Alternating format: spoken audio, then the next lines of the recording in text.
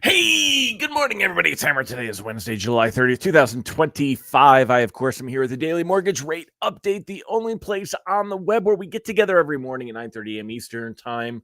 Glad to be back at my desk, not going to lie. Glad to have slept in my bed last night with full night's sleep. I was running on about 2 hours sleep in about 40 hours, so was a little sleep deprived. So anyway, I am back. Today, we're going to be talking about what's going on with the Fed meeting today, the Fed press conference, what we got going on the rest of the week. Quite a few things to go over today. Really keeping our options open is what it's all about. Remember, you can join me live each and every weekday morning, 9:30 a.m. Eastern Time. If you're watching on the replay, don't forget, just give me a hashtag replay in the comments. Let me know that you were here. Let's go ahead and say hi to the live folks while I put up that QR code and remind you that we can go ahead and sign up for a quick reminder. Get a text message that I'm going live so you don't miss the show at hmmr.io/reminder. Good morning, Monica Dinkins, Angela Walters, Amy Blauser. Great to have all of you here. Michael Love, Mike Brown, Mallory Fotiadas, Mike Morano. Good morning, all. Megan Bissell, good morning. Great to have all of you here. Chris Dickerson, Tiffany Teal, thank you for joining. So appreciate all of you being with me this morning. How are you all doing? Let me know in the comments how y'all are doing today.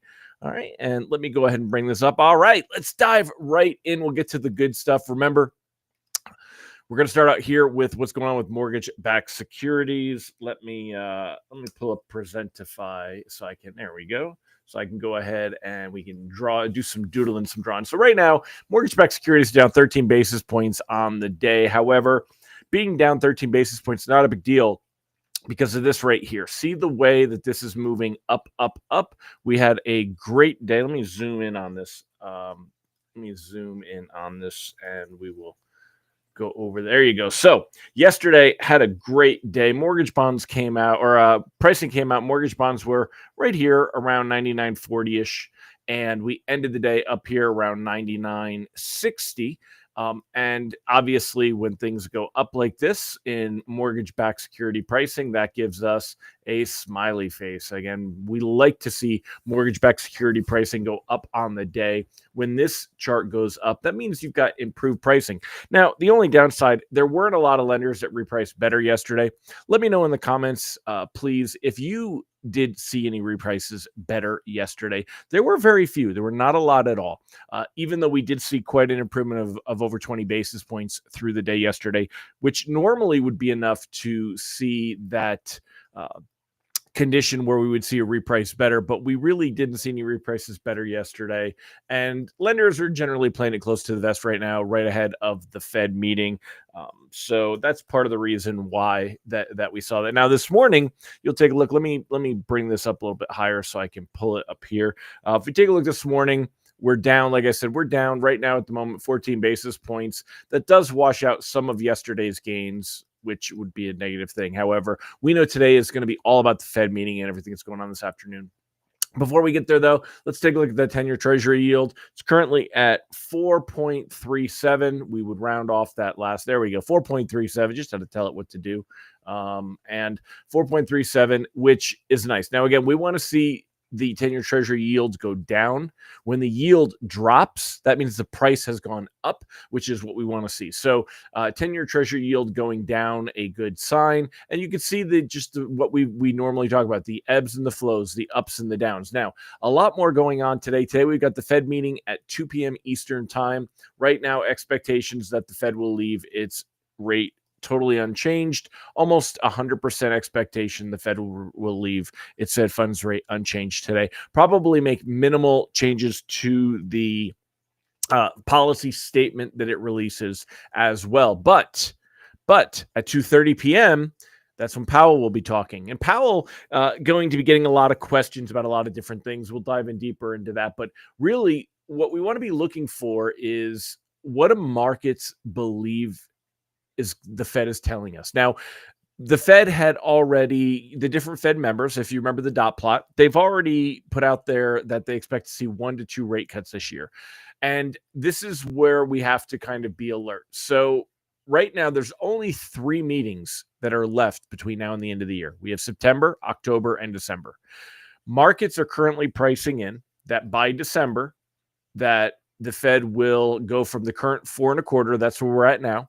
There's less than a 10% expectation that we would stay where we're at now. There's about a 30% probability they're pricing in that we will only see one rate cut. All right. So this is currently being, a possibility.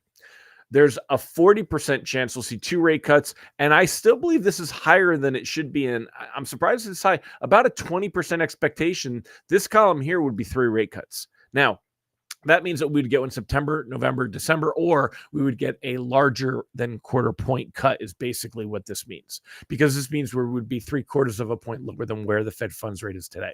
Now, I think what's going to happen today, you're going to hear a lot of comments about being data dependent and keeping things open. Now, remember, when it comes to this next Fed meeting, this meeting is September 17th, right? Hold on, that it moved to there we go. This meeting is September 17th. And between now and then, we're going to get this Friday's jobs data, which is going to affect bonds.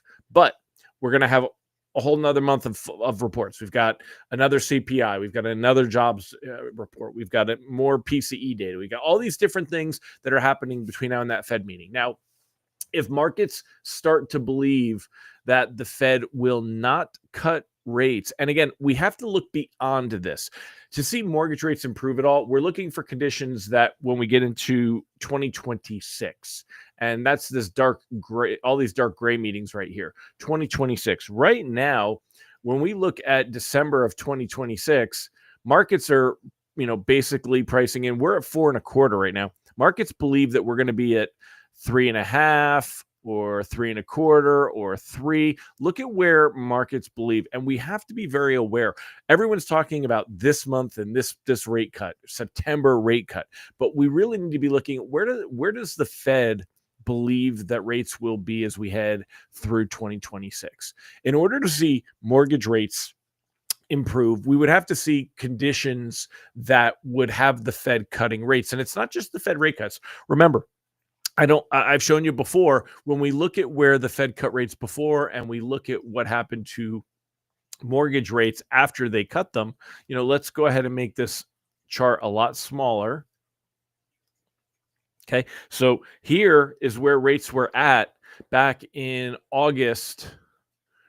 And here's where rates have been since then. And the Fed cut rates September, November, and December. So when the Fed cut rates, they cut rates up by a point up through here, and yet mortgage rates didn't really go down that much. So even when the Fed does cut in September, you're not going to see that drive rates down. If the Fed does cut in November or December, you're not going to see that drive rates down. It's the expectation of what's going to happen beyond that, further beyond that, where are things going to be? Is inflation under control?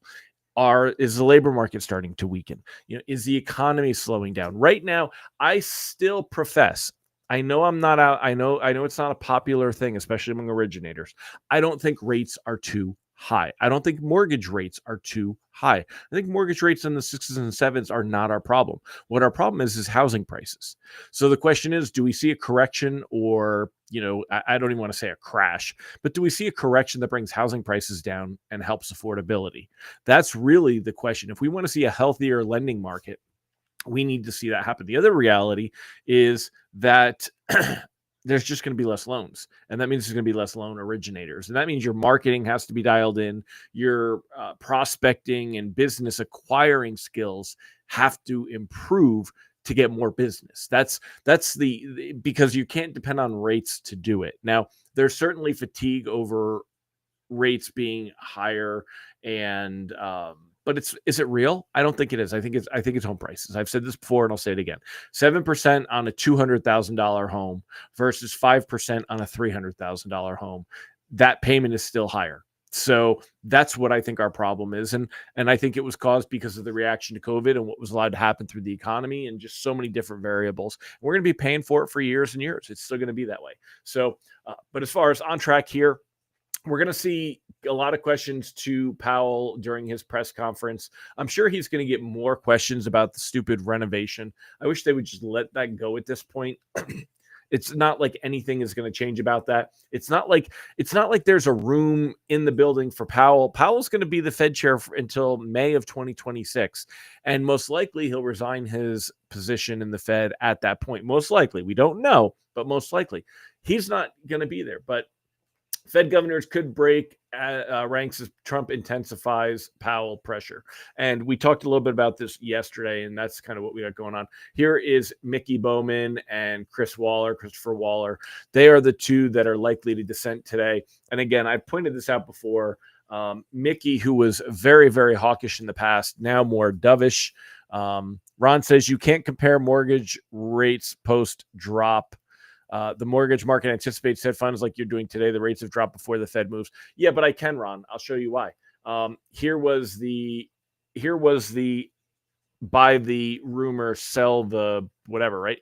Mortgage rates dropped, if you remember, heading into last September's meeting, not because of the September rate cut that was expected, but because it was expected to kick off more rate cuts.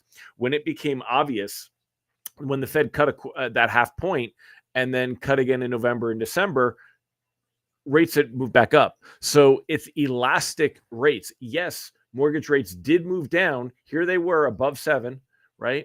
They did move down in anticipation of Fed rate cuts. However, they then moved back up. And were they lower than the above 7% rates here? They other than like this time where they bumped up, yes, we have averaged and been lower than we were right here.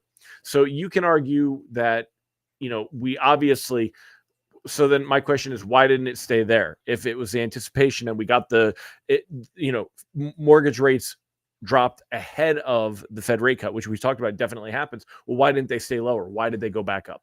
And the reason they went back up is because of the economy, inflation, tariffs, all of that stuff drove everything back up. And that's why we're right back where we were. And that's why, as much as everyone wants to bag on Powell and the rest of the Fed for leaving rates unchanged, I don't think that they've made any real mistake on it. Now, does that mean I don't see signs that the economy is weakening out there, that people are struggling? Of course not. I see those signs. But when you look at the actual data and reports, I don't think that they support it at all. So Ron said, over under how many times some stupid reporter going to ask if he's going to resign? Yeah, right. We'll probably, I think we'll get less of that at this meeting, hopefully, but definitely going to be there. I think we're going to get a lot of questions at this meeting about when are they going to, are they going to cut in September? He's going to get that one over and over. He's going to have to reiterate over and over that it's data dependent, that they think tariffs are rising the second half of the year, et cetera, et cetera. So basically, where do we think rates are going to be today and what's going to happen to rate sheets? Looking at rate sheets and where we're at right here, again, 6.77. These are not terrible rates. We have not seen rates move. When I pointed out over and over, 6.77, we can go right back to that exact same number on July 9th. Here we are 21 days later, 3 weeks later, we're there again. And how much movement did we see between then and then? Here we go, July 22nd. 8 days ago, we had the same number, and here we are again. So we have seen rates that have been remarkably steady over the last month and a half, 6 weeks, and rates have really not moved. We've seen small day-to-day movements in pricing, but we haven't seen rates move. Rates have really been solid. I don't think that's going to change. I don't think we have to worry about rates moving up higher. I'm not worried about locking anything that's closing 30 days out or longer. If you've got a loan that's closing August, September, or something new contract, I wouldn't be locking any of those. I'm not concerned that we're going to see rates move higher from here. I don't think we're going to see rates move much lower from here, though. I think we're going to see some reaction today. We're going to see some movement. We could see a positive reaction if we get any kind of perception from markets that anything that's said during the press conference is dovish and supports that Fed rate cut in September.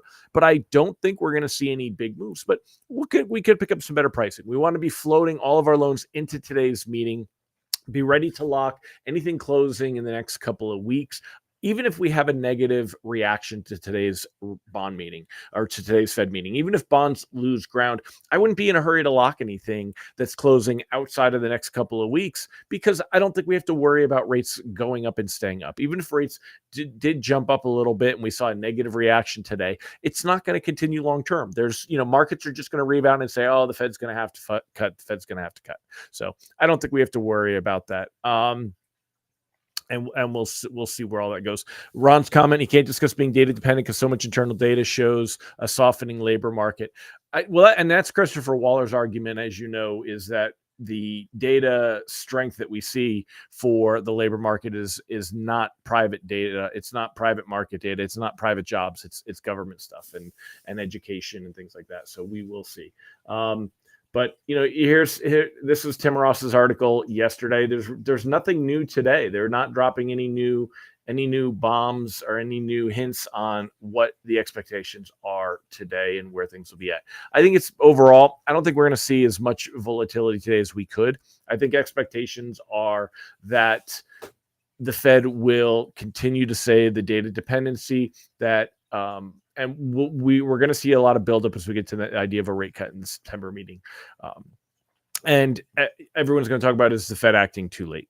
That's really where we are on all this. So I would not, again, one more time, and I should probably throw it up on the screen in the captions here. I would be floating everything. You definitely want to float into the meeting. Be ready to lock. Let's see, lock advice. All right. So when it comes to lock advice today, let me save this so it refreshes. All right. So my lock advice, I would go ahead and I would float it all. Only consider locking less than 15 days if after Fed meeting, if things look ugly.